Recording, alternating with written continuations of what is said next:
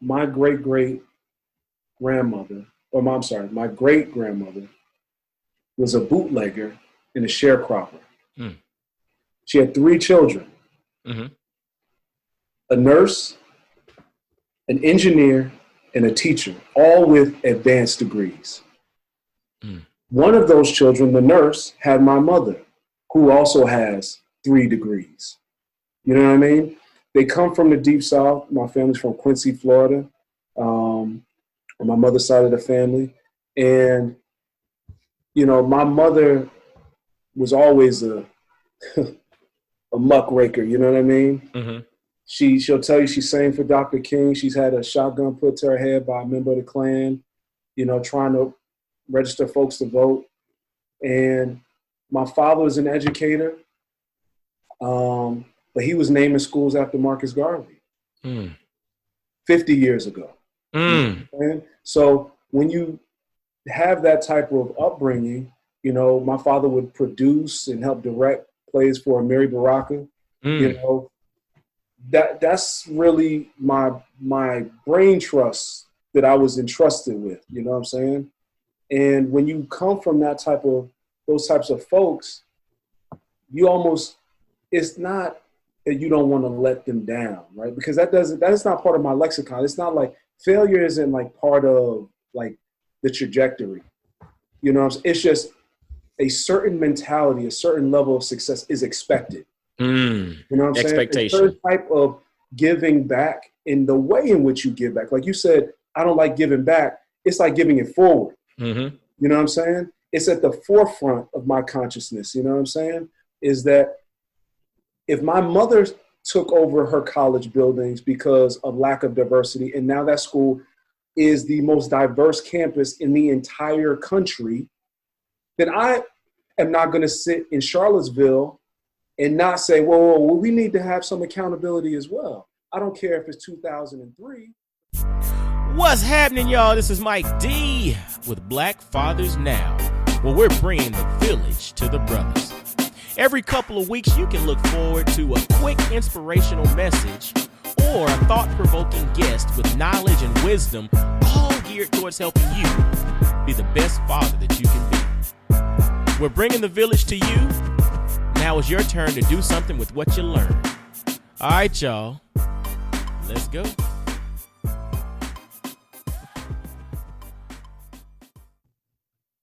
What's going on, fellas? This is Mike D, Mr. Double Down on You, and we have another episode of Black Fathers Now. And we got a brother, man, who is really an eclectic brother who has done a whole lot. When you hear his journey, you're going to be like, yeah, this brother's done a lot.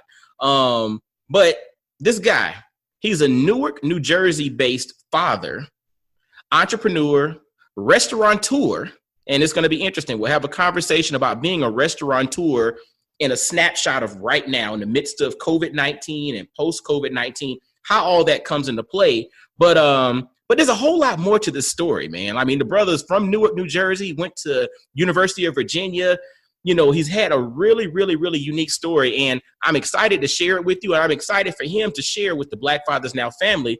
Y'all, let's welcome my man, Kai Campbell. What's up, brother? How you doing? Cool, brother. Peace.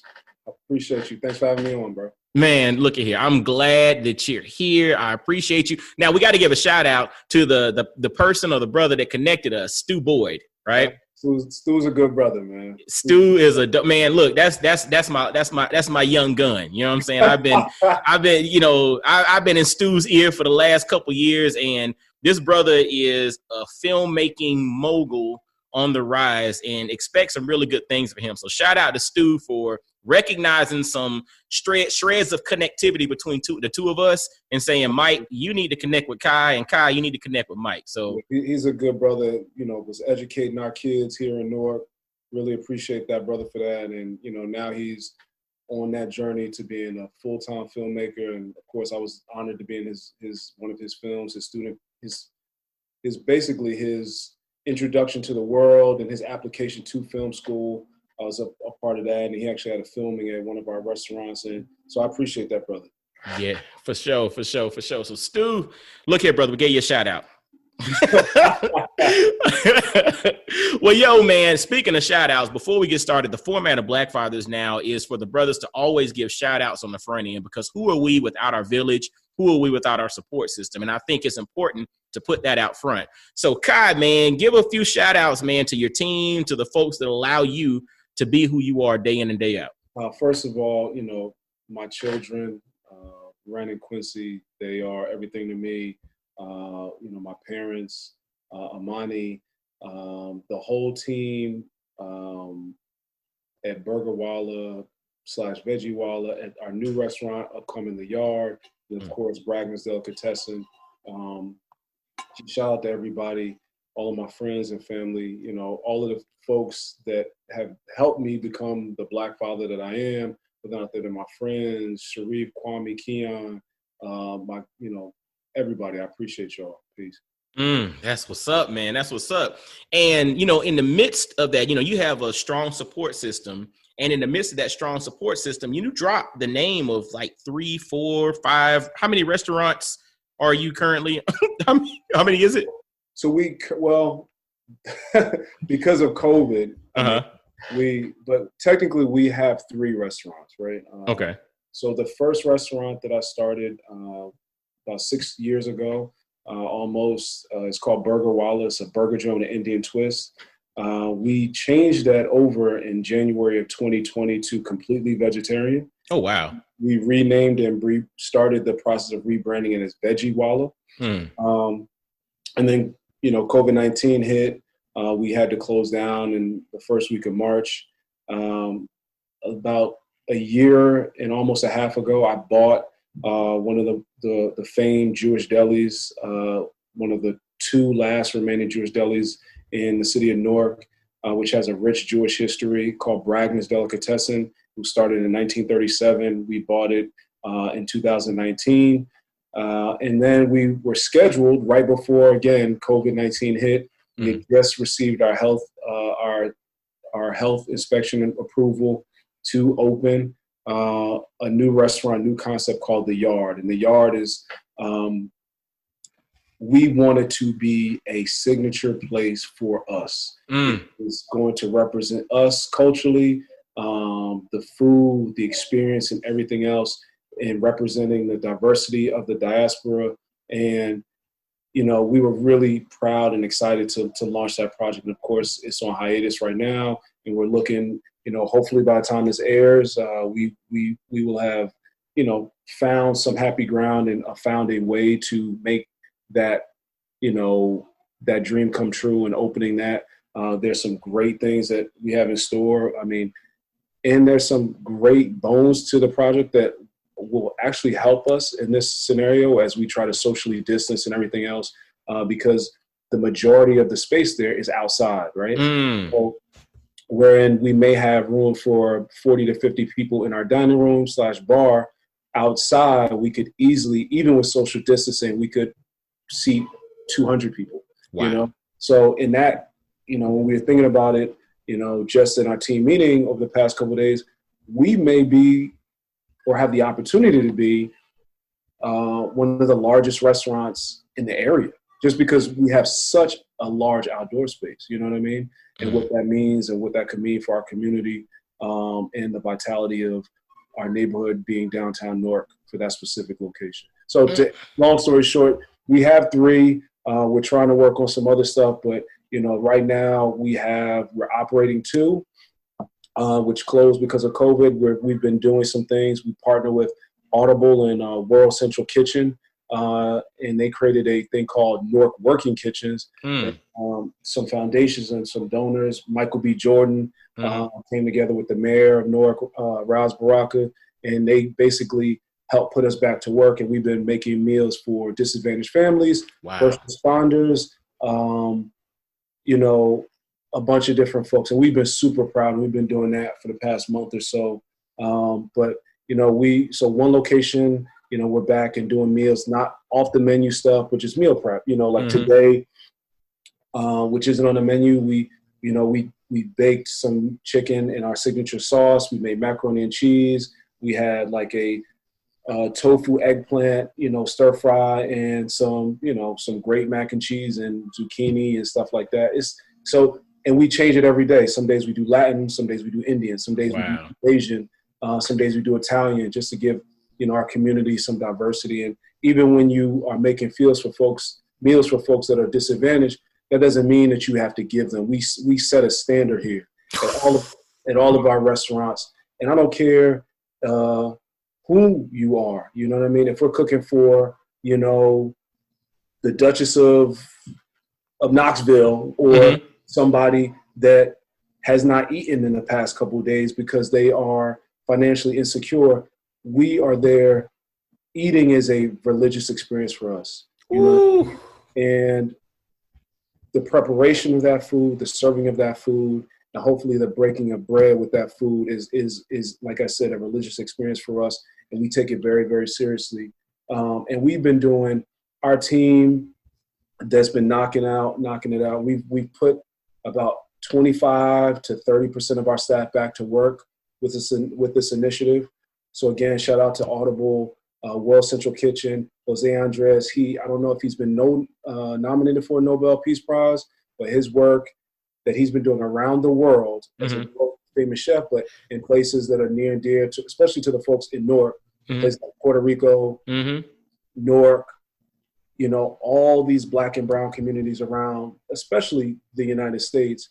We've been put back to work, even just to get us going, you know what I mean? To put meals on our own family's tables. Yes.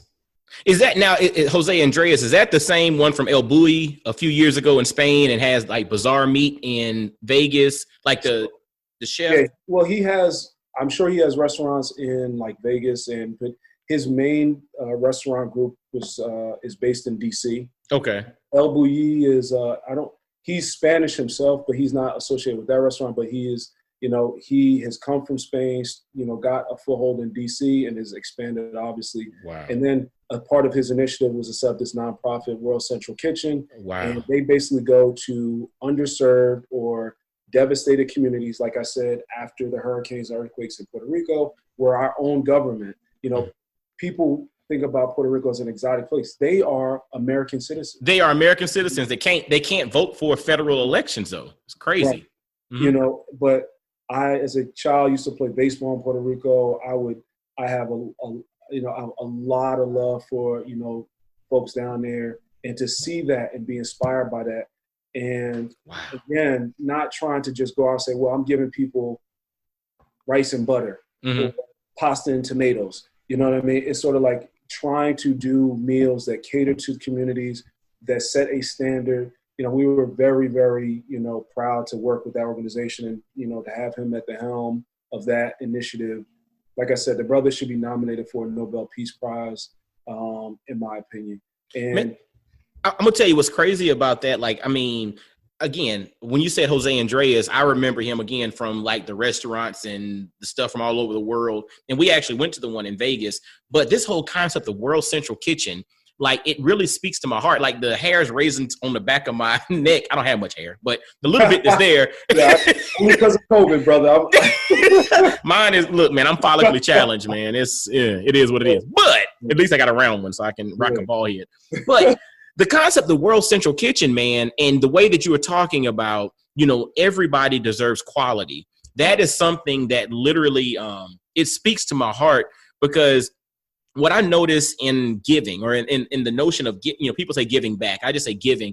In the concept of giving, a lot of times we realize that a lot of people are selfish givers. And when I say selfish givers, you're giving people what you want them to have versus either giving them an experience that they deserve or giving them what they need or what they want. And I think what this does, this concept of the World Central Kitchen, and what you all are being able to do by setting standards for food quality and flavor profiles and all of that, is not, I mean, again, no knock to people who are in a position and don't have the resources, and they just give, they give them sandwiches and things of that sort. But if you're in a position in which you can offer that level of quality, service, experience to those that maybe financially could not afford it, dude, you don't realize how much that can potentially spark something inside of that person. And before this, one of the main tenets of the business that we run is customer service, right? Mm-hmm. Amongst the two other things, but customer service to me, right, is about giving somebody something that you aren't necessarily aware of, right? For instance, you don't know somebody's coming in with their last $10, mm-hmm. right? And all they want is to escape what they're doing or what they're going through with that religious experience of a meal, a good meal. A bad meal can ruin your month. It could ruin your day. It could drive you over the edge, but that good meal could save your life. You know what I'm saying? And people don't think about that. And I tell people all the time, respect that black and brown dollar, because so often we think of poor folks, and that doesn't mean black and brown people are poor. Mm-hmm. That's right. We don't respect our dollar enough, right? And when I say ours, I'm thinking also, look, poor folks, black and brown folks, people that are disadvantaged are a part of my cohort, a part of my village, you know what I mean? And I want to put forth a better product for them, right? Because it means that much more as opposed to somebody that can just waste that away, right? You never know where somebody's coming, you don't know where they're going, right? So if I can give something that you are literally putting into your body to live, then I want you to live properly, you know what I mean? So when I tell people, just because we're making food for a certain portion of our population doesn't mean I'm going to stop using Bell and Evans to make sure it's hormone-free, free-range chicken. You know what I mean? That it's the top of the line that some folks go to Whole Foods and pay a certain price for. We're still going to give them that.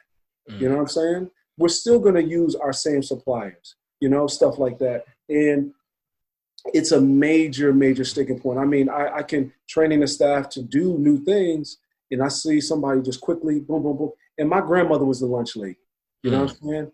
And that means a lot for me because you remember in school, some people couldn't afford lunch. Mm-hmm. You know what I'm saying? And you don't know what that meal does for a student. Some kids now, and we don't even think about that. We've been out of school for a few months now. Some kids depend on that one meal from that lunch lady to get them through the entire day.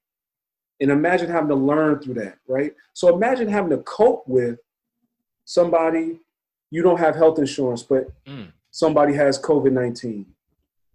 You don't have health insurance. You can't afford a mask.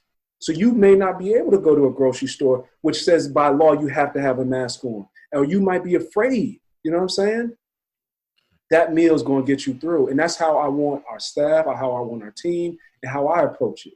And I hope that when they do get it, I want them, you know what I'm saying? I want them to feel that energy, that religious energy that helps provide life and sustenance. You know what I mean? So, I mean, that's big for us. That's super big. Man, like the whole concept of a good meal can save your life. Everybody deserves quality. You're creating a religious experience with the service that you're providing. And to me, you can take the food out and whatever you're serving, if you're creating that experience for whoever's encountering it, that's going to have a lasting effect, because the other part to it is, like you mentioned, you don't know what that person's going through, right? What's happened already. We have no understanding of everybody's story. Everybody's story is different, right? And we don't know what tomorrow's going to bring. All we have is a snapshot of the present moment. And by doubling down on that particular moment, making sure that quality is imperative, but the biggest thing is that experience is imperative, is something that has a lasting effect. That thing has tails. That's something that people will remember for years to come. And one of the questions I want to ask though is, like, you're here now, right? But what about your story? Like, what about your origin story? Your growing up? What experiences led to this mindset, this heart that you have? What about your growing up? What about your life led to this perspective?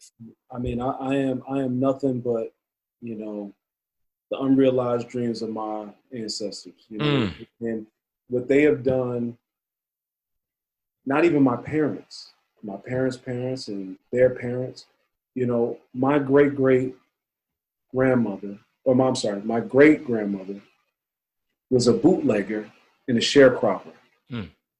She had 3 children, a nurse, an engineer, and a teacher, all with advanced degrees. One of those children, the nurse, had my mother, who also has 3 degrees. You know what I mean? They come from the Deep South. My family's from Quincy, Florida, on my mother's side of the family. And, you know, my mother was always a muckraker, you know what I mean? She'll tell you she sang for Dr. King. She's had a shotgun put to her head by a member of the Klan, you know, trying to register folks to vote. And my father was an educator, but he was naming schools after Marcus Garvey 50 years ago. And so when you have that type of upbringing, you know, my father would produce and help direct plays for Mary Baraka, you know, that's really my brain trust that I was entrusted with, you know what I'm saying? And when you come from those types of folks, you almost, it's not that you don't want to let them down, right? Because that is not part of my lexicon. It's not like failure isn't like part of like the trajectory, you know what I'm saying? It's just a certain mentality, a certain level of success is expected.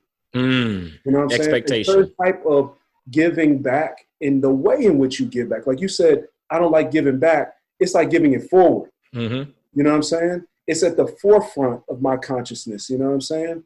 Is that if my mother took over her college buildings because of lack of diversity, and now that school is the most diverse campus in the entire country, then I am not going to sit in Charlottesville and not say, well, we need to have some accountability as well. I don't care if it's 2003 or 2002 and not, you know, 1970 or 1969. We have a long way to go, and you can always move forward. Again, religiously, you can always get better. You know what I'm saying? And until we have this, you know, Stu, another shout out to Stu, my phrase is chasing freedom. Until I am free, until my people are free, there's always going to be a conversation that we're going to have, you know what I'm saying? And so when I grew up with that notion that, you know, there's a right and a wrong way, you know, my mother, she was like Avon Barksdale. Wow. I want my corners. And that meant you couldn't sell drugs on her corners. I'm like, Mom, you're going to get me beat up when I'm walking. I'm just trying to go get some Chico sticks. You know what I'm saying? I'm trying to go get a CNC fruit punch, but I got to look at these dope boys because you won't let them sell drugs on our corners because that ain't what we do. You know what I'm saying? And this is your mom. Bro, I've seen in Newark, New Jersey. Newark in the 80s, I've seen my mother thump with grown men. Wow. You know what I'm saying? Wow. And the same goes through, like, it's a generational thing, you know what I'm saying? And how my family moved from the South to the North because my grandmother couldn't get a job as a nurse, so she came to New Jersey. How my grandfather, after the service, settled in Compton and became a leader in his community, you know what I'm saying? How when they remarried, my other grandfather came up from Florida, could not get a job as a chef, so he came up to New Jersey and started his own restaurants. It was a kosher chef, full circle, you know what I'm saying? Had 2 Jewish partners at the time and had 2 kosher Jewish restaurants in New Jersey. This was 50, 60 years ago, you know what I'm saying? So when you have that type of backstory before me, you know what I'm saying? There is a level of giving forward that becomes expected, and a certain type of mentality. You know what I mean? I've just been extremely lucky, brother. And like when I tell people, you know, I didn't, you know, I decided where to go to college. For instance, it was between the University of Michigan and the University of Virginia. I flew to Ann Arbor. Didn't like the campus was too spread out for me. Came home, was like, well, I guess I'll go to Virginia. I guess I'll go there. Mm-hmm. That's one of the top universities in the country, and I was, but it's sort of like it became one of these things where, the people before me, it's sort of like, my mother still to this day thinks that she's mad that I'm not a Morehouse man and a doctor. You know what I'm saying? Wow. So that's really me, man. It's like I am my parents, and the good and the bad, I've taken both from them. The good and the bad, you know what I'm saying? And depending on who you ask, I look like both of them at any given moment. Mm-hmm. I have both of their angers and and they'll say both of their qualities. You know what I'm saying? Mm. But yeah, it's nothing but. And then I've been extremely blessed and just lucky to have the friends that I have. Mm. It's sort of like, we throw around the Dos Equis, man. He's like, mm-hmm. Just has most interesting man in the world. Yeah.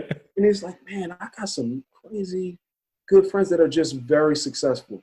Mm-hmm. And whether or not it was in school and academia, and then translating that to professional careers, and then doing that as activists, and doing that as parents and stuff like that. And I'm not talking about, hey, well, this friend is worth X amount. They're good people, brother. Mm-hmm. Not about net worth. That's right. Bro, mm-hmm. I've been extremely blessed to have the friends and the family that I have. And it's complete. That has nothing to do with me. I just, they chose me. Friends choose you. You know what I'm saying? Man, what's interesting about that, dude, like when you were talking about your story, and what was so powerful about, I was asking about your origin story, and you actually went to before your origin and gave me the backstory, right? Which is so important because all of those things happened prior to you getting here, right? Yeah. All of those things were taking place without you even being thought about, right? Yeah. And when you think about that, and it's interesting, I've used this before on other episodes, there's this concept called epigenetics, right? Where it talks about like gene expression and how your genes express themselves in ways that are a lot of times influenced by some environmental factors or, all the things that happen within your life. But then there's also the heredity, you hear about like post-traumatic slave syndrome where, they talk about the trauma gets passed down from generation to generation, whether you are actively doing something about it or not. Those genetic traits get passed down, right? Mm-hmm. And so what's so interesting about you talk about, the grandfather who was a restaurateur 50 years ago. You talk about the great-grandmother who was, an entrepreneur, i.e. bootlegger during a certain time. I actually had a great-great-grandmother who did the same thing. But then also, she raised 3 kids who have multiple degrees. They all went north looking for opportunities. It's kind of like, was it Isabel Wilkerson's, the warmth of other suns, right? That whole, and it's funny, even with that, Isabel Wilkerson charted the path, and it showed how a lot of the brothers and sisters that made it to New York, New Jersey came from Florida and Georgia straight up the coast. A lot of them that went to Chicago came from like Alabama, Mississippi, and a lot of them in California were like Texas, Louisiana. My wife's in Los Angeles. The overwhelming majority of the Black folks that you connect with, 2 generations back are typically from Louisiana or Texas. So it's just funny hearing all of that. But dude, all of this stuff that happened before you is already inside of you, and it's your job to have the environment in which you allow that stuff to express itself. Right. I live that almost more than I live my own experiences. I can talk about my own upbringing, the youngest of my father's children, my mother's only child, and growing up in Newark in the 80s and early 90s, right? And my block in my neighborhood, I've been in foreign countries, and if I say Avon Avenue, people are like, oh man, that's where you grew up, or that area. And in the 80s and 90s, crack and poverty were COVID-19. Mm-hmm. You know what I mean? Wow. And when you talk about pandemics, it's funny that the world wants to talk about opioid abuse and opioid addiction. But we have been experiencing this in the Black and brown and urban and in underserved communities for decades. You know what I'm saying? And, you know, there was no World War II GI Bill. It didn't function that way for us. So we weren't going and buying homes and stuff like that. Brothers were coming back from Vietnam with nothing and no one to help service them. So if you look at the homeless population, something that is very near and dear to our family and what we do, it didn't just start with just crack and stuff like that. We're talking about brothers that served in Vietnam, which is one of, you know, it is again that which is passed down. You know what I mean? It's you know, so in the 80s and 90s, you know, growing up, you see a lot. And like I said, my parents are my parents, and they're very involved in our city, in our community, in our neighborhoods, and very outspoken people. So, you know, every day was a history lesson. You know, they're both griots of some sort, like you. And, you know, it's a contact sport, you know what I'm saying? So, you know, growing up and then being able to experience a lot, you know, I started going to private schools and having to commute there, you know, as early as 5th grade, taking the train by myself, catching the train at 6:30 in the morning and, you know, to get to school. And it's having that diverse experience. Going from one of the best public elementary schools, which is in the middle of the hood to this day, and reciting and singing the Negro National Anthem every day, and going to a private school and being the only one. Wow. You know what I'm saying? And taking those experiences and still living my truth, you know what I'm saying? And still trying to maintain myself. It was a trip, and recognizing that at an early age, you know what I'm saying? It had a very lasting effects on me, but it was that foundation of excellence that our entire neighborhood, our entire village expected of us, you know what I'm saying? And being able, like, you go to a private school and they put you in the remedial classes. And like, oh, you're doing too well. We're gonna put you back. You know what I'm saying? It's like, oh, what happened? You know what I'm saying? Wow. And then going to you know, high school in a very diverse place, even though it's suburban, you know, I still maintain some level of diversity, and some in New Jersey. That's where I ended up finishing high school. And then to University of Virginia, where I studied economics. And University of Virginia, and this is pre, you know, white nationalist marching. Absolutely, yep. Stuff like that. But it was still right with that type of energy. You know what I'm saying?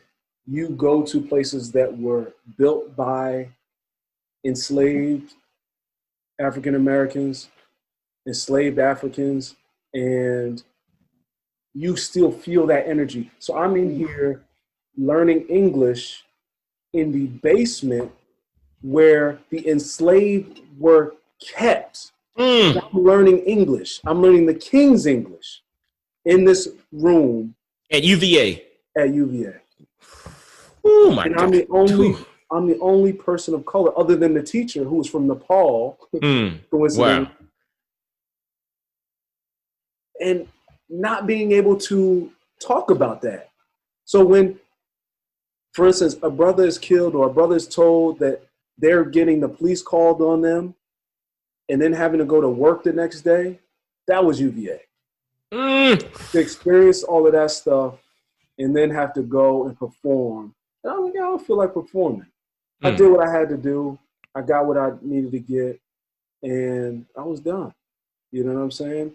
And did some really good work down there. Charlottesville is a beautiful place. Being able, I used to spend a lot of time in Virginia growing up in the 757 Tidewater and Chesapeake. Yeah, Hampton Roads area. Absolutely. Yeah. You know, that's where I learned to swim and read. That's all I needed for the rest of my life. Wow. You know, but you know, I realized within a week or two trying to find a barbershop, that there's po folks everywhere. And this block looks just like my block.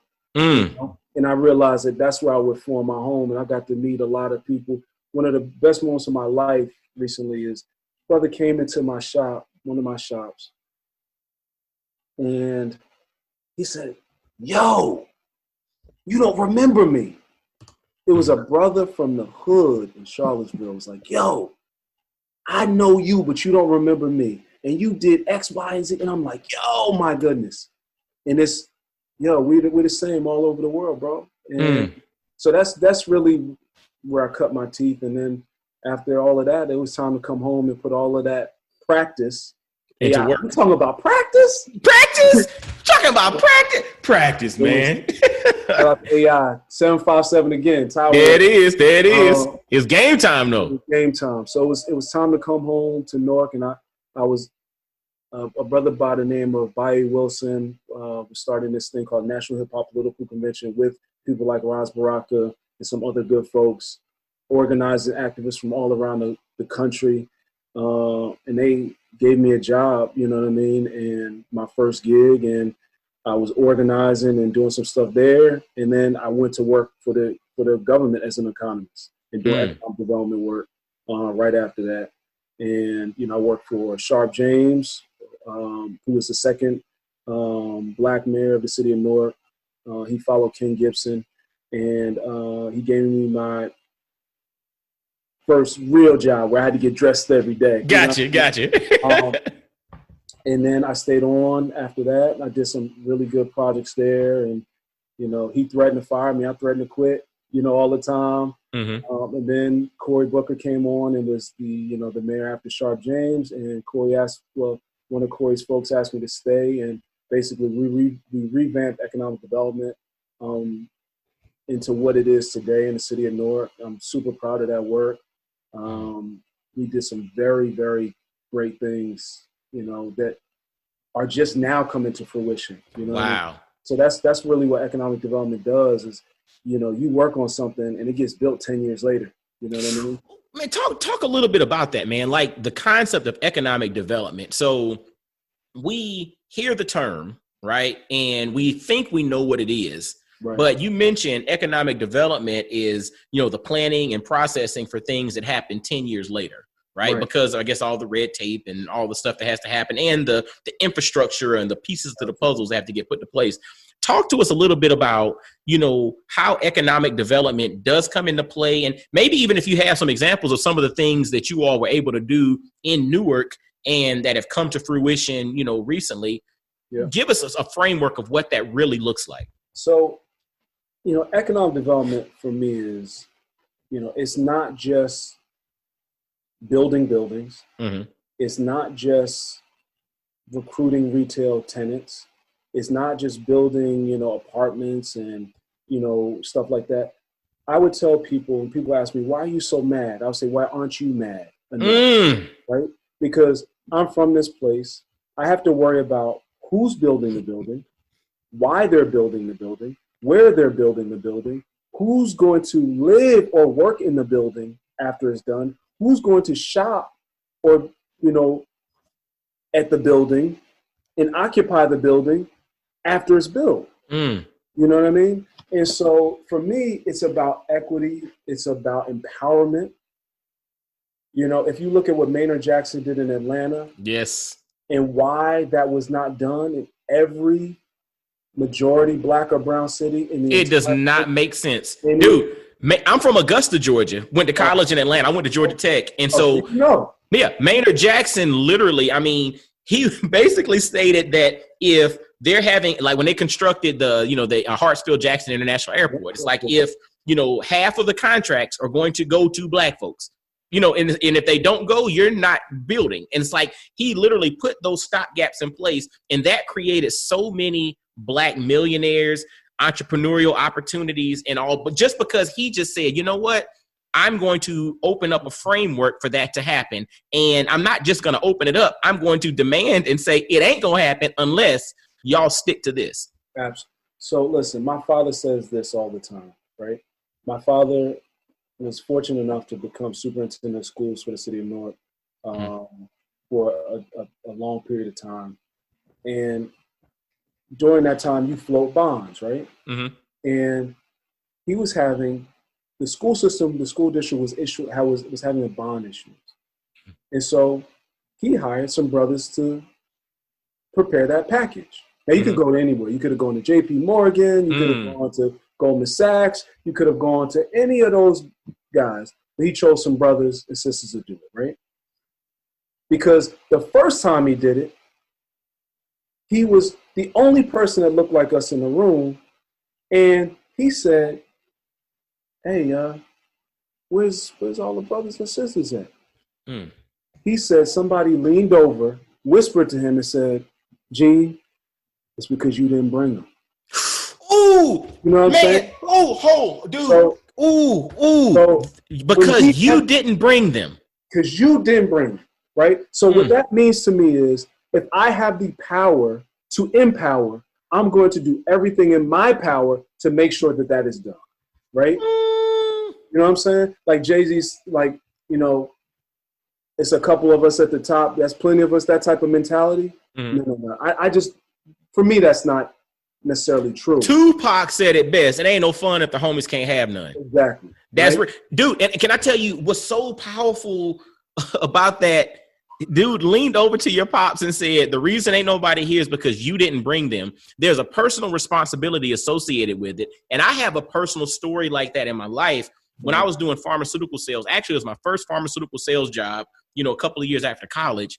And a couple of years in, I was getting these opportunities to go work conferences in New York and Orlando and all over the place, right? Go to DC to do things, represent the company in various, you know, commercial events, right? Where typically somebody like myself was not supposed to do, right? I was not supposed to, you know, usually you go to these things, it was like mid-management and representatives, but I was just a rep, right? I was doing okay, but I was just a rep. And years later, the guy who was the region business director for my operating unit became a mentor of mine.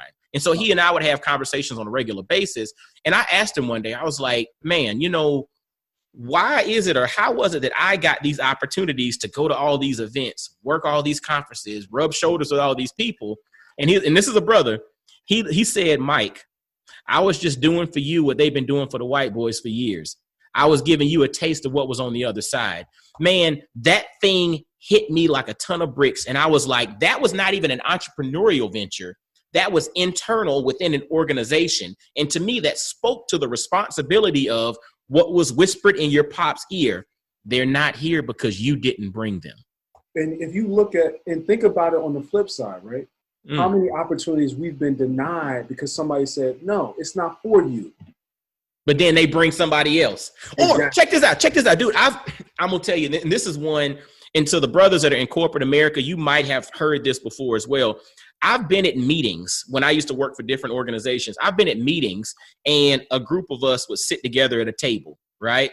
And you'd get somebody to come kind of whisper in your ear. It's like, man, y'all need to kind of split it up a little bit. You don't want it to look like you're conspiring. You don't want it to look like, dude, I'm serious. And this would be like brothers or sisters who are a little more senior in the organization, you know, looking at optics and saying, maybe y'all need to kind of spread it out. Don't have the 10 of the 500 people in there, the 10 of y'all sitting at one table together. You don't need to do that. And it was funny because a lot of times we would listen and we're listening to our elders, right? But they were coming from a place of fear. They weren't looking at it from the perspective of it's okay for us to sit together. They can sit together. They can sit together. It's okay. It doesn't. We have to. Listen. I think I told Stu this, right? Mm-hmm. I'm not apologizing anymore. Done deal. You know what I'm saying? Mm-hmm. Like, yo, listen. You know why we love watermelon?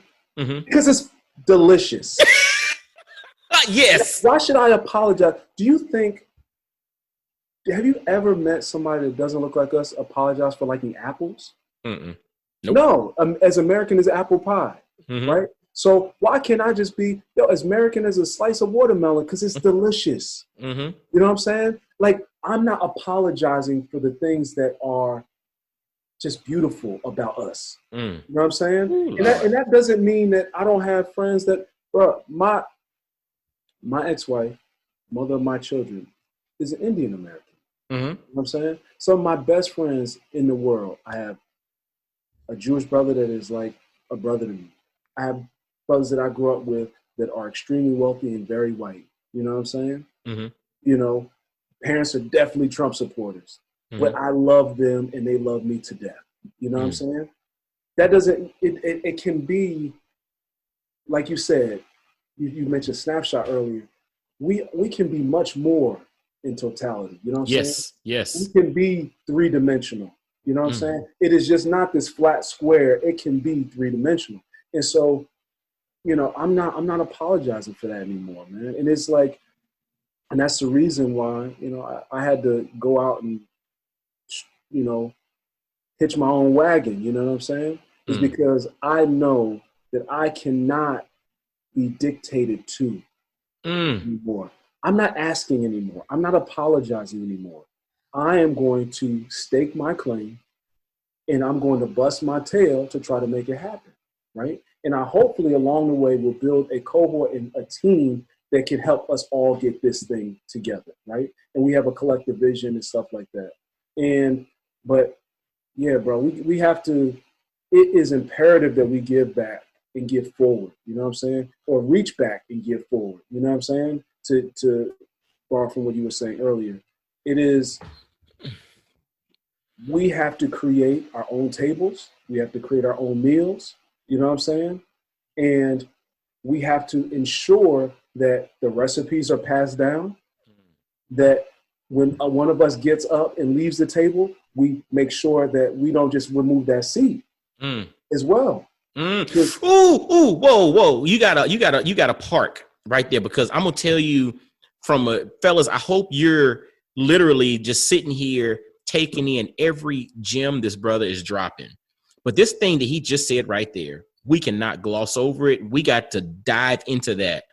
When you get up from the table, we have to make sure you're not grabbing your chair and taking it with you. Dude, like that, that's a scarcity mindset, right?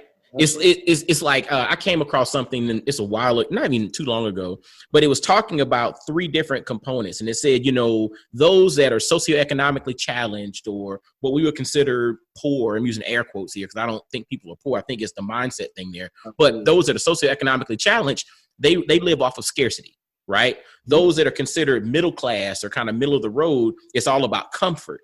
Whereas you start looking at wealthy, or you start looking at those that are titans of industry, it's all about control. And so from a decision-making perspective, how do we make decisions in virtually every aspect of life? And it's interesting, it literally plays to that from the standpoint of where your mind is. Are you dealing with scarcity and everything's about, you know, I don't want to lose what I got. I got to hold on to it. Right. Is it about how do I make it more and more comfortable, more and more convenient? Or is it about, you know what? I'm really trying to control the deck of cards. It's about control here. Right. And so when you mention that concept of removing your chair from the table as you get up, to me, that's a scarcity mindset.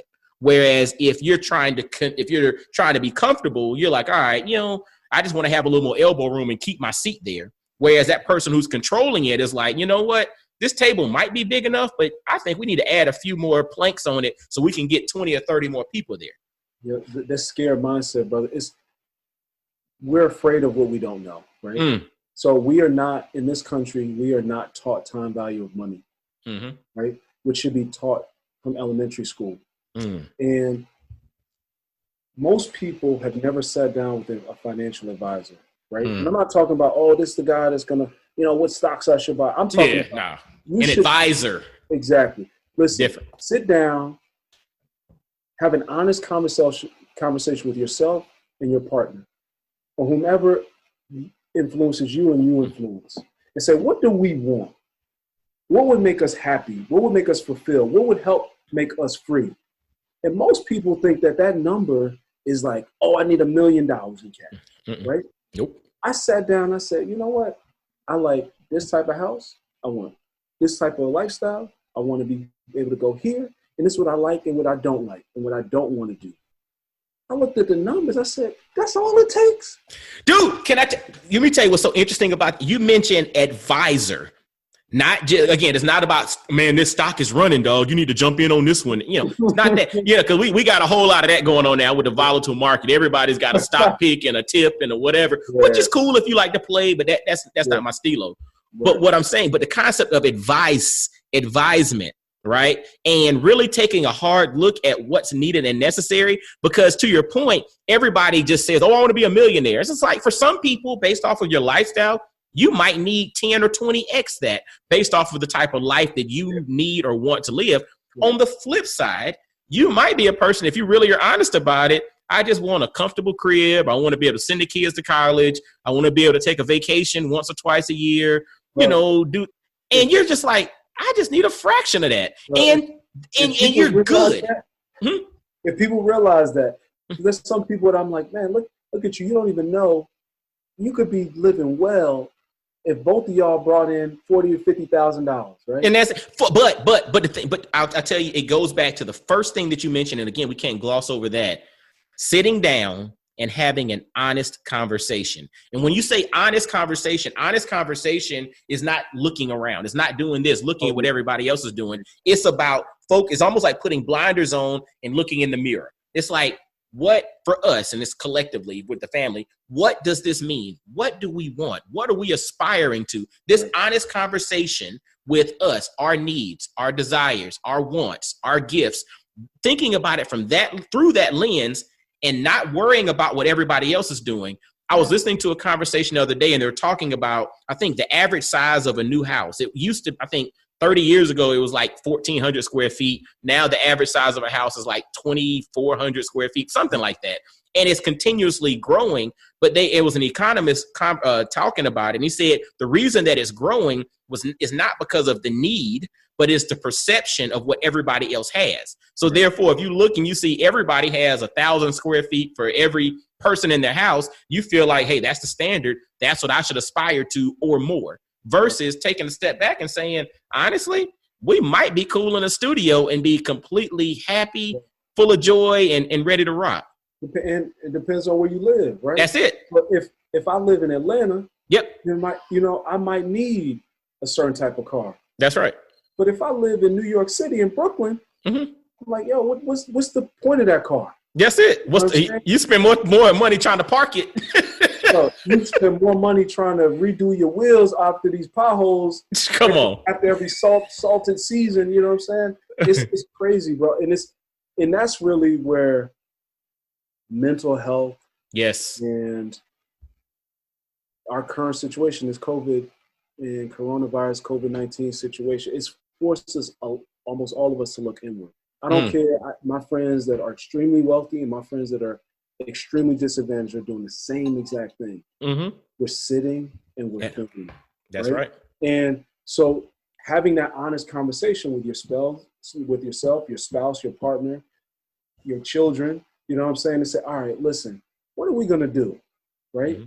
What are we going to do to change this paradigm? Right?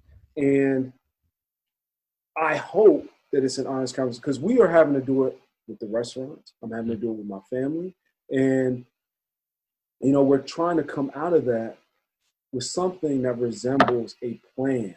My dad would ask me all the time, what's your 1-year plan? What's your 3-year plan? What's your 5-year plan? And I'm like, goodness gracious, brother, I'm just trying to get a cheeseburger right now. There it is. So it's, man, I cannot, I practice this thing called radical honesty, written about by a brother named Blanton. And I have to practice it with myself first, right? About my wants, desires, and fears, and how all of that needs to be mitigated so that I can get free. You know what I'm saying? And what does that necessarily look like and resemble for me? You know what I'm saying? What does it mean? And too often we're not having that conversation, because even though, like, a sister was like, oh man, I just, fear of missing out. I just want to go out. I'm like, fear of missing out? You're not missing anything. There's nothing going on. You know what I'm saying? So this is the perfect time to, like, let's downplay some of the social media, right? And let's focus on our social interactions. And my kids would say, hey, it's family time. Don't let me see that phone. They will take your phone. Wow. Down to eat dinner, like, it's family time. They will take that phone. No Instagram. Let's get out of it. And they're only 5. You know what I'm saying? Wow. So that's really where, we've had to kind of concentrate, or I've had to concentrate my energy and then spread it out, collectively with our team and my family and stuff like that, because we have to focus about what we want to be as a company, as a family. You know what I'm saying? What are we going to do? You know what I mean? Dude, I'll tell you, man, this is what are we going to do? And that having that radical honesty starting with yourself. And one of the things that I think, especially, the Black male experience, is the notion of really being honest with ourselves, because honesty means that you have to confront the good stuff that you want everybody to see. But on the flip side, that also means you got to confront the stuff that you're like, I pray to God nobody finds out about this. But you have to deal with that. You have to come to grips with it. You have to accept it, because, when I do speaking engagements, I talk about the concept of each individual is like a 500-piece puzzle, right? When you think about it, you are a 500-piece jigsaw puzzle, meaning you have all kind of pieces with jagged edges. Some stuff fits together. Some stuff you got to find how it fits together. But the thing is, if you take a 500-piece jigsaw puzzle and you give somebody one piece to that, there are very few people that can decipher what that 500-piece puzzle looks like by looking at one piece, right? But a lot of times we take one piece and we define ourselves by that one piece. It's that one good thing that we want to shine, that we want everybody in the world to see, that one piece. But the reality is that's only one, and you got 499 other pieces that we're not shining with. We're not putting out front. But the thing about it, your puzzle's not complete without that one piece, but you can also not define the totality of that puzzle with that one piece. Absolutely. And so I think to that point, the concept, fellas, I hope y'all are paying attention to the gems that Kai is dropping. The concept of radical honesty with yourself, it starts with you. We can't be honest with everybody else. We can't tell everybody else what's wrong with them and how they got to fix this and how they got to fix that. If we're not willing to look in the mirror and accept everything, warts and all, the good, the bad, the ugly, the stuff you want everybody to see, the shit that you don't want nobody to know about. I mean, I'm not saying you need to broadcast everything about yourself over social media, but what I'm saying is you have to be honest with yourself, meaning you have to come to grips with it. You have to expect it. You have to understand it, but you have to find some level of peace to come to grips with it, because all of those pieces are pieces of you. And without any one of those pieces, you're incomplete. Well, that's, it's so apropos as we talked about, what's going on in Minneapolis right now. Mm-hmm. And every time this happens in my lifetime, I start to think about, okay, what's our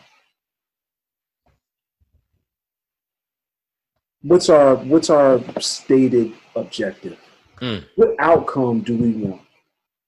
And that being honest about, like, yo, this is what we need from this administration. This is what we need from this community. This is what we need from the police force. This is what we need from everybody, right? And it's being honest as a community and say, listen, you know what I'm saying? It's time for us to band together, honestly, and see what we're doing and what we're not doing to achieve some goals. You know what I'm saying? And it's like, all right, I just, oh my goodness, man, this time is like, you just want it to be different. You know what I mean? Is this the moment of honesty where our community is going to see that we need, like a Spike Lee movie, School Days, wake up? You know what I'm saying? I remember Katrina happening, and I had some negative experiences in New Orleans personally. Mm-hmm. And I remember Katrina happening, and I'm seeing this stuff because I've had some beautiful moments in our communities in New Orleans, walking up in the project, getting my hair braided, you know what I'm saying? Not knowing nobody, you know what I'm saying? At the same time, seeing this devastation and saying, hey, this is going to be the honest wake-up call that we need as a community to see that we, even with all of the elected officials we have, the congressional black caucuses that we formed, and this org and that org, something ain't working. You know what I'm saying? And we have to be on our job, and we have to remain vigilant in this fight for freedom. You know what I'm saying? Because if we're being honest about it, where's the legislation? You know what I'm saying? Where are the 5 other, 10 other, 15 other, 20 other Maynard Jacksons that are going to be honest about why there are not more people empowered? Right? So if I come back and I say, hey, Corey is a great corraler of resources, right? He could have Gail call Oprah and Zuckerberg gives this much money. Okay, it's there, but who's benefiting from it? Ooh. You know what I'm saying? How is it you cannot tell me that Atlanta just got lucky? You know what I'm saying?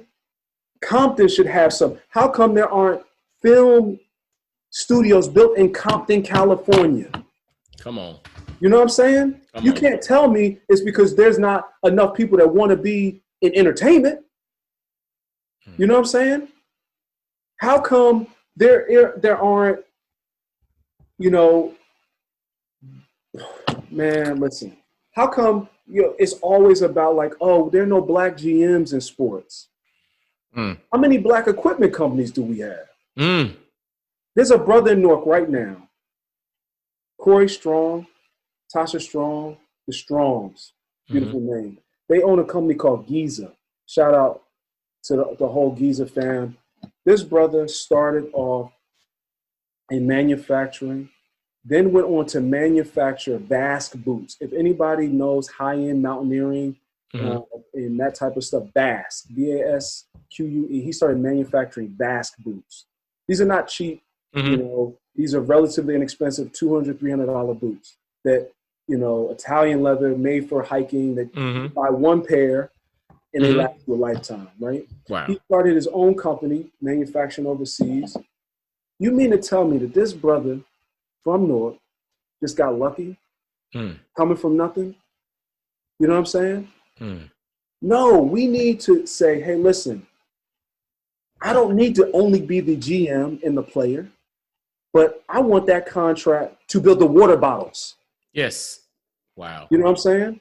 Wow. Supply chain. Thinking about supply chain across the board. Across the board, brother. Like everybody ain't meant to just be a coach.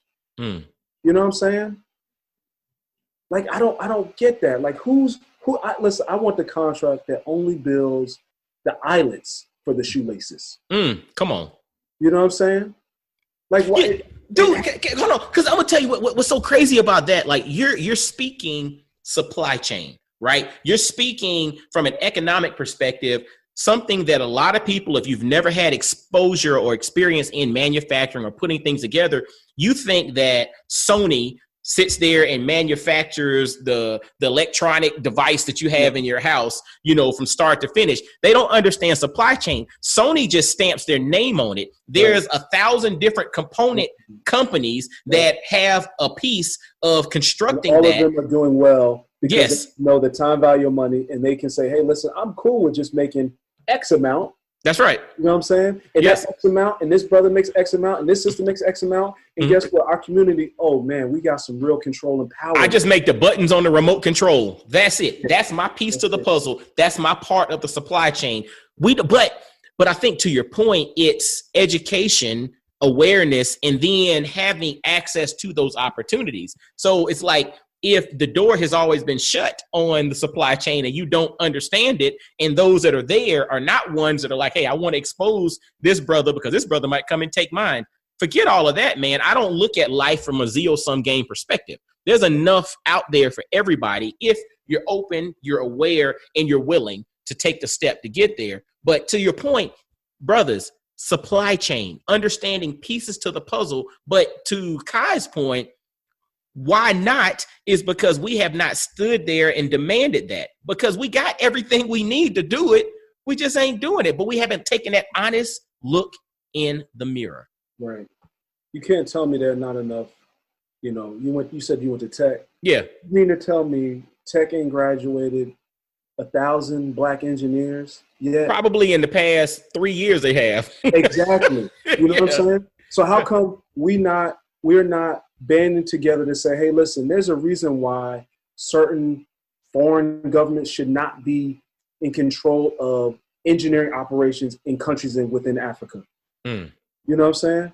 Wait a second. This brother went to MIT. This brother went to Tech. This brother went to UVA. This brother, wait a second. We're just going to recruit them. I have a brother that works in the stock exchange in Nigeria. I'm like, he's like, listen, I don't need to be in the stock exchange in New York. I go over here with my folks. You know what I'm saying? And that's what we need. Like it was the year of return last year. Yeah. We need it can't just be the year. It is the decade of return. You know what I'm saying? Then it's the decade of expansion.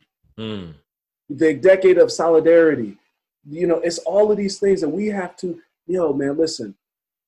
It's like, Michelle said, like you sit at the table with all of these folks and it's like the Wizard of Oz.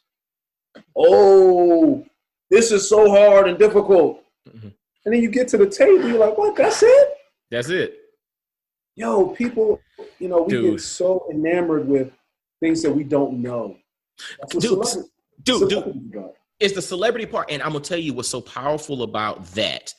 Once you start connecting with high achieving people and folks in various circles, and you start having legit, like just casual conversations through interviews, through all of that. And you start to, it's almost like, back in the day, if you play sports, when you go to camps and all that stuff, you size yourself up. You're like, all right, it's like that, it's like, I can hang on. I heard about him. Yeah, I heard about him. It's like, he ain't that big. You're like, he ain't that strong. He ain't that fast. You're sizing yourself up. And what's interesting is when you get into these circles and you have conversations with the high performers or the people that the world sees as being that person, yes, there is some level of talent involved with some, but then the other part to it is you're like, these are regular folks who just had an opportunity, or they're just a regular folks who had an infrastructure behind them, or they're just regular folks who were willing to walk in that purpose. And if enough of us can start to realize that with the collective talent, dude, but I think there's also a concerted effort so that is not realized, because I think powers that are currently in place know that if I mess around and let you crack this door open, and you see that, dude, you would run circles around everybody in this room. I can't let you in this room, because then I no longer have my leverage. Yeah. I'm a degree of separation away from like Ivanka Trump, right? You want to tell me that she ain't that smart, brother? You know what I'm saying? And it is one of those things. And this is not to say that things don't require talent. Absolutely. That's what I'm saying, right? Absolutely. That's like, why Barack was president. Oh, well, it was easy. No, what that brother did was exceptional, especially in academia and rising through the ranks and stuff like that. But what I'm saying is that you sit at the table and you realize, I have the stomach for this meal too. You know what I'm saying? And it's sort of like, I can eat this. That's deep. It's like my daughters spend a lot of time in Mexico. And we walk the streets and they'll eat crickets with chili pepper on them. And for somebody, like, oh my God, look at that. That's crazy. What is that? Then you taste it, you're like, tastes like chicken. Tastes like chicken. And that's what I'm not apologizing anymore. It tastes like chicken. You know what I'm saying? And we sit at the table, and if I'm willing to let other brothers and sisters say, hey, listen, hey, taste that. It don't taste so bad, huh? Guess what? We even might have a recipe to make this a little bit better. You know what I'm saying? And it's that entire ecosystem and sphere of influence that we need to start, like to your point, we need to start putting together those pieces of the puzzle. You know what I'm saying? And not be afraid that, oh my God, this is a 1,000-piece puzzle. Well, I'm gonna stick to this little. Nah, bro. It's let's get together. You do this part, I do this part. You know what I'm saying? Hold on. Speaking of the supply chain with that, do you know that there's some brother that we could have access to that could put that 1,000-piece puzzle together in probably an hour? So see, that's the other part to it, right? It's like we're so limited by what we think our intellectual capabilities are. On a personal level, you give me a 1,000-piece puzzle, my eyes are gonna cross. You know what I'm saying? But on the flip side, like my father-in-law would probably put that thing together in like an hour or two. Like that's because he likes puzzles. He does that, you know. And so to your point, we got it. We just got to use it, and we got to have the testicular fortitude to walk in it and try it. So and that's another thing, right? To that point is that, you know, we can't be fearful of people that just know stuff that's either different or better than us, right? And that's the intergenerational thing. Yes. You know, I had this conversation with my parents and like, yo, that's, you know, bragging is why I bought bragging. That's a young man's game. Hey, I don't, you know what I'm saying? It's sort of like, let us have this turn. Let us carry you. Yes. Forward. You know what I'm saying? Again, let us pay it forward. You know what I'm saying? You reach back, now I'm going to pay it forward. And not being afraid to just like, yo, I'm not afraid. I love a team. Oh my goodness, I love a good team. You know, because like you said, Pac said, ain't no fun if the homies can't have none. You know what I'm saying? It's real. Yeah. It's real. It's real. Absolutely.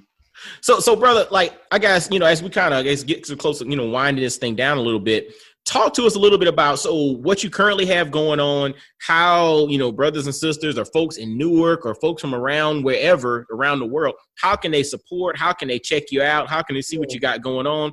You know, give us all the details, man. So again, we have 3 restaurants right now, and they're all in various stages of trying to reopen from COVID-19 as of today. This is the end of May.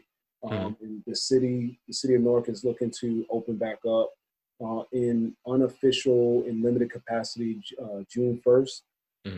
So Bragman's Delicatessen, again, since 1937, it's at on 393 Hawthorne Avenue in the heart of the South Ward of Newark. You know, we've been a pillar of positivity through all types of rebellions and pandemics throughout history, and we will hopefully survive this, and we will be back open hopefully soon. The Walla, which is at 47 Halsey Street, which is downtown Newark. You know, Indian Fusion. It's called the Walla? Well, we started off as Burger Walla, which was a burger joint with an Indian twist. And then we made that completely vegetarian. But in this changing market, you know, we are in the heart of a downtown district that is buttressed by universities and corporate offices and new residential. And it's a place where people come to congregate and to shop. We don't know how that interacts. We don't know how human interaction is going to change. Absolutely. Right? And as we try to prepare ourselves for that new economy and that new market, we're not going to be vegetarian only anymore. We are going to do something, and this is actually, I don't know if we will have announced this by the time that this airs, but we are going to be changing to Taco Walla. So a Mexican Indian fusion spot. I have a lot of Mexican influence. Like I said, family in Oaxaca, Mexico, the culinary capital of Mexico. We're going to be doing some very super interesting things.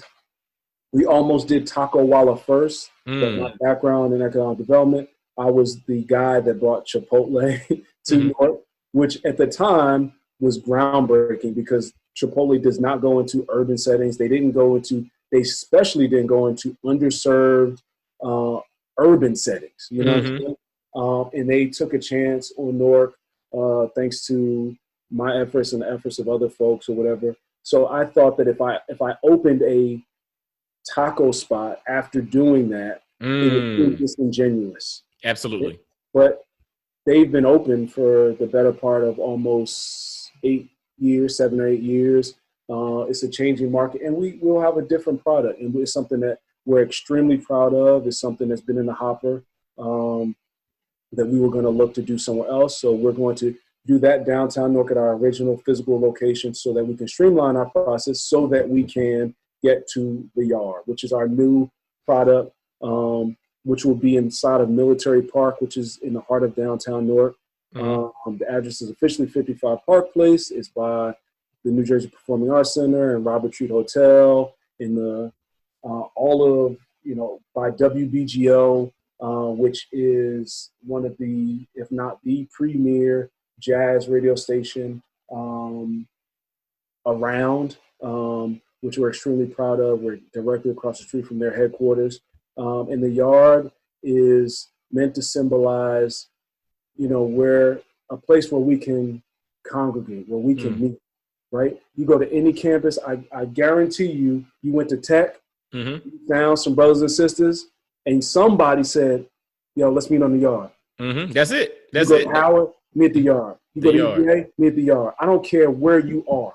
You can go to East Bumble University, East Bumble College. You can be in Muskogee or you can be in Harlem. I'll meet you at the yard. You know what I'm saying? The yard for our community symbolizes a place of importance, a place of comfort, a place where we break bread, where we meet, where we strategize, and we plan our freedom. You know what I'm saying? And so that the menu is going to be a little bit eclectic. We're going to have right now as this plan, we have a 3-part menu where it's going to resemble our deli menu during the week with some super funky and exciting new combinations. And then on the weekend, we'll have a brunch and then a dinner menu. And we have basically the Floyd Mayweather of burgers out there. Something that we're extremely proud of. We made an oxtail burger. Wow. And it is something, bro, that, this is our thing that, when people come and people have known us for our shrimp burger and our oxtail burger and stuff like that. And when they see and they taste and experience this food, bro, we don't have that in Newark. I know a lot of people, they like the brunch and stuff like that. This is the place where if you come through or around this area, it is going to be something that you're going to want to experience. And that's what we're preparing for. And like I said, we're talking off the air, we're uniquely kind of situated because the majority of the seating at the yard will be outdoors within a park. And so we'll hopefully be able to continue the experience portion with live performances and stuff like that at the yard. But we're extremely proud of that. We're gonna be launching some merch. I'm launching a clothing company that's going to basically drive our merchandising called onomatopoeia. One of my favorite words because it does it dumb down. You know what I'm saying? Is it onomatopoeia? Yes. Okay. So that's the name of the clothing line where we're going to be launching a lot of our merch. So whether or not you're in Compton or you in, Atlanta, you'll be able to experience some of our culture. And also hopefully soon we'll also be bottling our sauces, which is another thing that we want to. So I got a care package for you. I'll send down. I definitely, Appreciate that. I love, and let me tell you, I'm a home chef myself. So yeah, so you bring it on down, man. Like when you mentioned the oxtail burger, I was like, woo. First off, I heard oxtail burger. I was watching a brother who was doing travel videos, and I believe he was in Cote d'Ivoire. And the place that he was at, they had oxtail burgers. And I don't think I'd ever heard someone talk about an oxtail burger except for that, if I'm not mistaken. And dude, it's something, brother. I guarantee we put it up against any burger in the world. Pound for pound, it is, if we're talking about meat. Yeah. And I love oxtails too, man. So it was one of those things that we used to do a burger while we used to do a burger a month every month. So I've once smuggled cheese into the country for a burger. I've done a burger out of scallops. I've done a burger out of lobster. We've done a duck burger. I mean, this is just something that we've done or that we do. But the oxtail and the shrimp, I mean, we used to sell the shrimp burger only on Thursday and Friday. At one point, we opened up at 11. We would be sold out by 11:15. People would reserve it 2 weeks in advance. Really? I mean, we're a hole-in-the-wall burger spot, but people would literally reserve the burger 2 weeks in advance. You know what I'm saying? So those will be on the permanent menu at the yard, and we're excited about that. Our team, Amani and I, and we got some, Lee and Ben and Lou and all these folks that are like our team. We're super excited, bro. We're excited. Word. This is so dope, man. Like, and fellas, y'all are listening. I told y'all we got an eclectic brother who has experiences. He's got history. He's got a lot of things that he's doing, but he's on it, and he's coming from the standpoint of having the right heart mindset to just do it. And it also comes from his history. It comes from the ancestors. He's standing on the shoulders of giants, man, the folks that came before him. So pay attention to this brother, Kai Campbell, Newark, New Jersey. And before we get to your contact info, man, I want to ask you this experience, this eclectic experience, the entrepreneurial journey, the travels, the history, everything that you've gone through. How has all of this come full circle to impact you as a father, specifically a Black father? So I want, our daughters to be healthy, right? Mm-hmm. So everything about, and that's not just physically healthy, it's mentally healthy, mm-hmm. right? So I mentioned that we co-parent because I'm unfortunately a divorced parent, right? Mm-hmm. Nobody starts that process and says, I want to have my daughters experience, the separation of our family unit, right? Because if you ask our daughters, they love fruit and they love their family, you know what I'm saying? Wow. So it's mentally healthy as well. Like when we separated and divorced, we would sit down weekly with the therapist with our daughters. And they're at the time 5 and 6. Let's talk, see how they're doing. You know what I'm saying? It is important to know and for them to know that they control their minds, their bodies, and their projections to the world, right? We want them to be empathetic. We want them to feel. We want them to feel themselves. We want them to feel with the energy of other people. You know what I'm saying? And so the difference between, there was a study years and years ago, I remember studying in school about how the difference between a child that is socioeconomically disadvantaged and somebody that is well off is that when they go to the doctor, the disadvantaged kid gets told something about the doctor and they accept it. The privileged child asks why, what for. Like, I want to create why babies. You know what I'm saying? So I want our children to know why we're doing something, what it means for us, what it means for them, what it means to the world. They know that eating is a religious experience. You know what I'm saying? When we break bread every day, now, thankfully, because of this COVID, 3 times a day, you're eating with your family. You know what I'm saying? So as a father, it has made me value holistic health. You know what I'm saying? And that starts, again, with that honest conversation about ourselves and saying, listen, I'm okay, I'm not okay. Why? You know what I'm saying? And if I can help them adapt to their surroundings so that they can become free, you know what I'm saying? That doesn't mean lose sight of themselves or lose their self-worth or their cultural heritage or anything like that. It just means that sometimes you need to bend instead of breaking so that I can wiggle my way out of these fetters to gain my freedom. You know what I'm saying?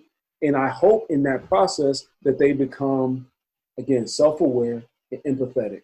Self-aware, so that they can interact with the world. I don't want somebody just shut in. I don't even, it's funny how we talk about how they don't have to go to college or something like that, and why we think that and why we believe that. Because it is not the end-all, be-all. Absolutely. Right? It will not define them. They will not be defined by something like that.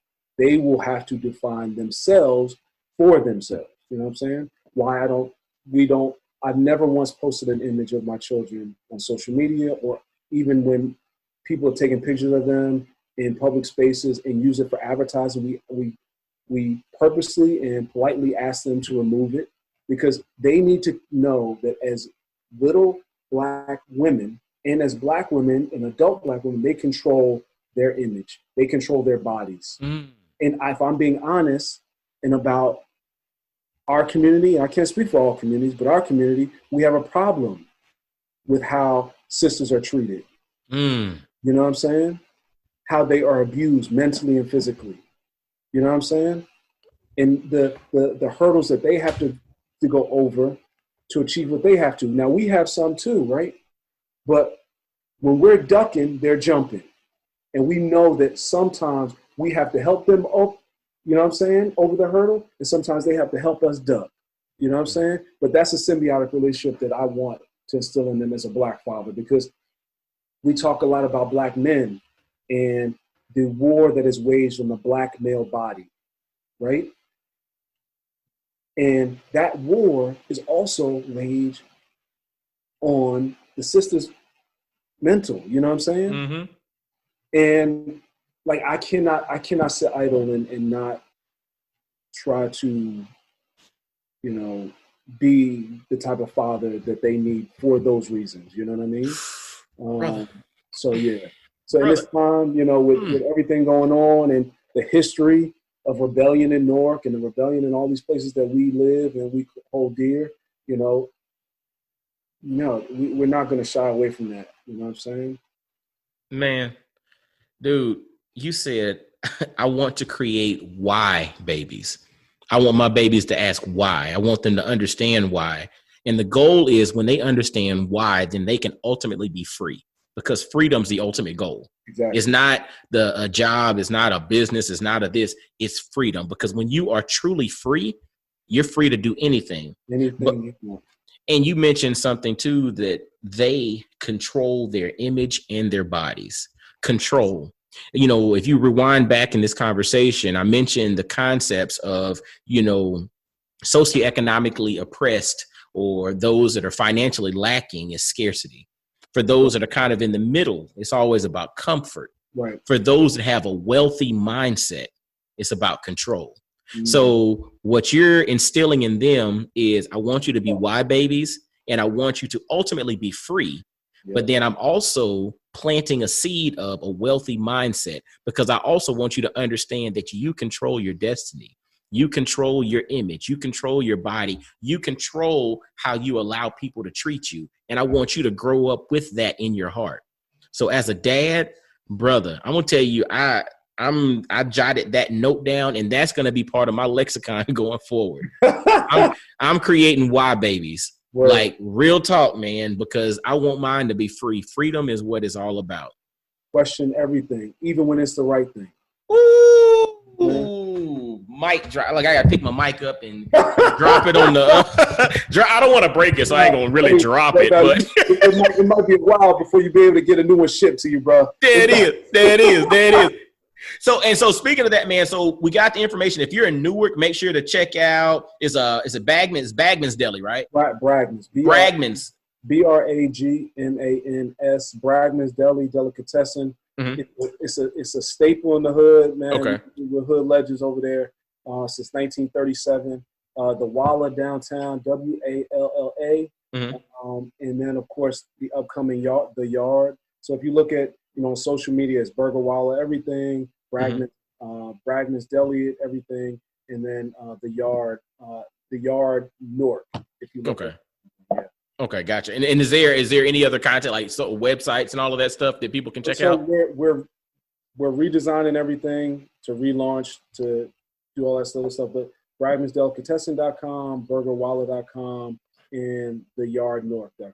Yeah. Gotcha. So, fellas, I'll have that in the show notes. So, BragmansDelicatessen.com, BurgerWalla.com, and TheYardNewark.com, correct? You can, obviously, on social media right now, as we change up everything, like I said, we're relaunching everything. Mm-hmm. Absolutely. Bragman's has been there since 1937. So we took down a lot of stuff. This is that cathartic moment. Mm-hmm. Where we're taking the chance and the time to just get everything right now, and we're really proud of the stuff that we're doing. Man, it's going to be flawed, man. We have been so fortunate, you know, to be able to do this stuff, and I understand and I know there's so many people, friends, and other people in this industry, the restaurant industry, that have not been as fortunate. You know what I mean? We're getting ready to walk away from one location because we don't own the building. Mm-hmm. You know, the landlord still wants rent. We're ready to go. you know, and I understand that that's hard. And I've invested, and we would lose a lot. I would lose a lot, but no, brothers, again, like we talked about that before, we only know one way to do something. It's almost expected that it would be that we move in faith, you know what I'm saying, in a certain way. So, but yeah, man, I appreciate you, bro. This is, you know, when we first met and Stu brought you up, and I was like, man, the Black Fathers thing, oh, bro, I'm in it. You know what I'm saying? It is this beautiful thing, you know what I'm saying, that we don't celebrate and we don't talk about. It needs to be normalized. Yes. And to have this normalized is invaluable. You know what I'm saying? And I appreciate you for it. Brother, I appreciate you, man. And I thank you for all the gems, for all the nuggets, for just the wisdom that you bring to the table, because there's so much in your story that the brothers can pause and just reflect on and say, like, yo, how can I apply that? Because the concept of Black Fathers Now is bringing inspiration, insight, and wisdom to the table that the brothers can pull from and utilize in their life right now. That's the whole point. It's like right now. It's not just, you know, some theoretical. No, they can listen to this journey, listen to this story. How can we take action right now?